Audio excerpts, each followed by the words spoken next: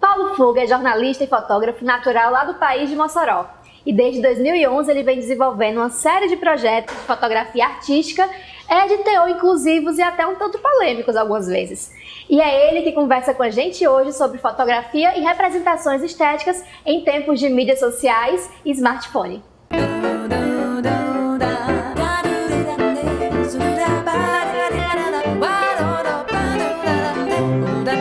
Seja bem-vindo ao programa Prosa, Paulo.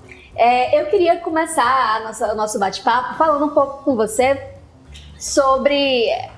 Eu lembro que quando eu entrei na faculdade, eu paguei fotojornalismo, né? Sou jornalista também, na mesma faculdade que você, paguei fotojornalismo e a gente usava, eu devo ter sido uma das últimas turmas que usavam aquelas câmeras mais antigas, analógicas, né? Cheias de complicação, assim, técnicas pra gente conseguir, de fato, manusear ela. E eu acho que aquelas câmeras e o que elas exigiam da gente, do fotógrafo, era uma boa forma de seleção, às vezes, até mesmo do profissional, né? Quando você realmente tinha empatia com a técnica, você conseguia se destacar como fotógrafo. A fotografia digital, ela acabou com isso, acabou com essa diferenciação do fotógrafo bom, que era o que manjava da técnica, e o fotógrafo amador, digamos assim? Na verdade, eu acho que ela ajudou a separar o bom profissional do amador, assim. Porque tem isso da câmera analógica, a gente tem uma preocupação maior com o que a gente está fotografando, porque são 36 poses em um filme, né? Então você vai ficar ali pensando bem, porque você só tem 36 chances, depois você vai ter que trocar, e tem a coisa também de você não ver como é que ficou a tua fotografia, né? Na digital, a gente tem a opção de fazer 100 fotos da mesma coisa e conferir essas 100 fotos e escolher a melhor. Eu acho que esse avanço da tecnologia, ele mostra bem, porque todo mundo hoje em dia tem smartphone, todo mundo tá com a câmera no celular fotografando e meio que acha que é fotógrafo, que sabe fotografar, mas quanto mais isso acontece, mais outras pessoas começam a olhar para esses fotógrafos profissionais mesmo, que se preocupam com o que eles estão fotografando. Então, acho que deu uma separada, assim, deu para mostrar bem quem era, né? Inclusive, a técnica e o equipamento, hoje em dia, eles estão aí para qualquer pessoa, né? E eu já ouvi, não apenas uma vez, frases como, fotografar bem é só apertar um botão e ter um bom equipamento, né? Inclusive, recentemente, eu já escutei isso de alguém. Isso banaliza a fotografia, como é que o fotógrafo profissional, ele acaba se diferenciando nessa realidade, né? Além do fato de que ele ganha a vida com isso, né? Como é que a gente vai diferenciar o fotógrafo profissional? É bem complicado, assim. Tipo, tem essa coisa mesmo. Hoje em dia, o pessoal acha que não, você tem um bom equipamento, você vai fazer uma boa fotografia. Mas, às vezes, com um equipamento tipo, de não tanta qualidade, você consegue ter um resultado muito bacana. Então, fotografia é olhar mesmo, é sensibilidade. E eu acho que quanto mais você pratica isso, quanto mais você vai atrás, você consegue desenvolver mais ainda.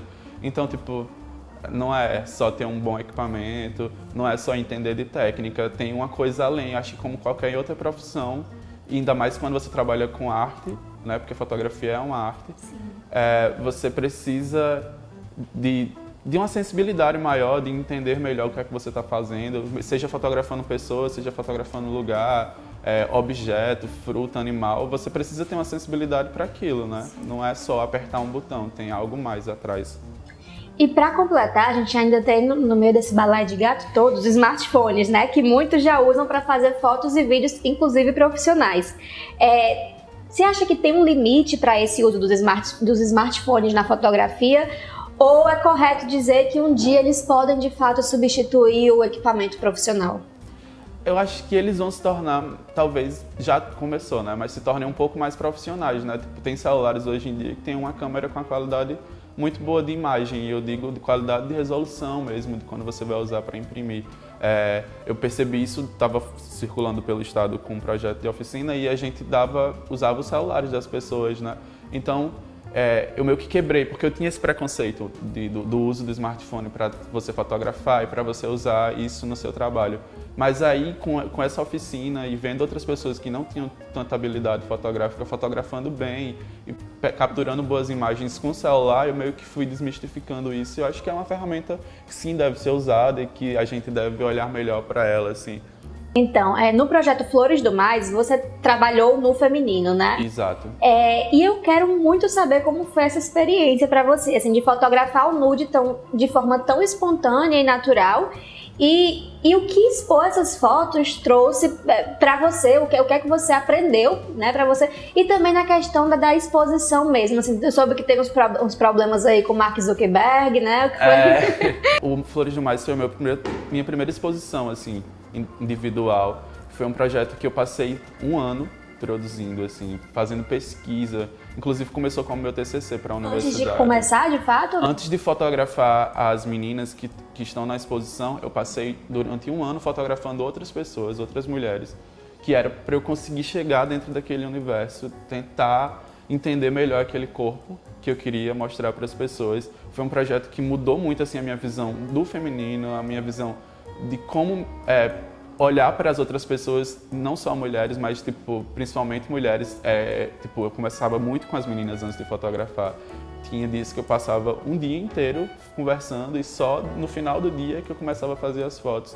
Então a gente criou um laço assim de amizade e de entender melhor esse outro lugar que eu estava investigando, assim, porque foi uma investigação, né, o que eu fiz com Flores do Mais. E aí eu fiquei meio bitolado, porque elas me falavam várias coisas sobre assédio que elas sentiam, sobre esse medo de expor o corpo. E aí foi quando eu comecei a perceber o corpo delas e comecei a perceber o meu. E fui me desligando também dessa coisa de estar nu.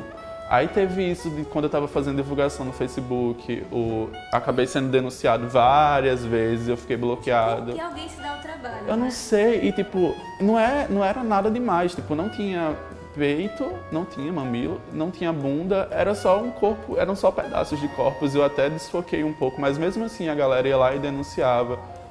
Tinha outro projeto que eu comecei que invadiram também a minha conta do Instagram e excluíram, era o que eu comecei agora, que é dos meninos, que vai ter exposição no final do ano. Sim. E enfim, foi um projeto que me abriu assim a cabeça para várias coisas. Essas coisas da denúncia é muito chato, porque é o teu trabalho, né? Você não quer que ninguém fique indo lá e, tipo, denunciando. Pode vir conversar com você, entender melhor, mas as pessoas às vezes não querem, não estão abertas para isso. Foi complicado, mas foi gostoso. Paulo, e quanto ao projeto Câmara Clara, Cartografia do Afeto, vocês foram aí para 15 cidades do interior, né? E fizeram um trabalho bem bonito. Eu, particularmente, eu acho que é um trabalho que a gente até precisa mesmo aqui no Rio Grande do Norte, a coisa da interiorização da arte, não só da fotografia, né, mas de várias manifestações artísticas. Explica um pouco pra gente como foi o projeto e a interiorização, assim, como foi a recepção dessas pessoas do interior com o trabalho de vocês. O Câmara Clara Cartografia do Afeto foi um projeto que a gente começou no final do ano passado, escreveu na lei, ele foi aprovado, teve patrocínio da COSERN, e aí a gente resolveu circular por 15 cidades do interior, justamente por perceber essa carência que esses lugares eles têm de cultura, de arte, educação e, enfim, de várias outras coisas. E o projeto começou com a ideia do Flávio, que namorava comigo na época, de pegar 3 fotógrafos que hoje moram em Natal, mas que são do interior do estado, de voltarem para suas cidades de origem e fotografarem as memórias e os afetos que eles tinham com esses lugares. E aí ele me convidou e mais outros 2, a gente fez essa viagem de volta, fotografou e montou uma exposição. E essa exposição ela ia circular por 15 cidades do interior e no final chegava aqui em Natal. Quando a gente resolveu fazer isso, eu fiquei pensando que não era só levar a exposição, que precisava fazer algo mais para esses lugares. E aí foi quando a gente criou a oficina de fotografia, que a ideia era trabalhar não uma técnica, a gente dá um pouco de técnica, mas são 3 dias, então não dá para formar fotógrafo em 3 dias, né? Nessa oficina a gente queria que as pessoas que moram no interior, eles reconhecessem o lugar onde eles moram através da fotografia. E aí é onde a gente entra com o afeto, com a coisa da cartografia mesmo, que era de viajar e de costurar o estado. A gente foi para vários pontos diferentes, assim, do Seridó à Serra, e foi incrível, assim, ainda estou me limpando um pouco do projeto. A gente foi muito bem recebido por todo mundo, assim, apesar da gente perceber que o público é pequeno, que eles não têm o hábito, né, de irem para a exposição, de participarem de um projeto como esse, mas a cidade, ela meio que recebia a gente, assim, a gente estava longe de casa, mas se sentia bem porque era muito bem recebido por todo mundo.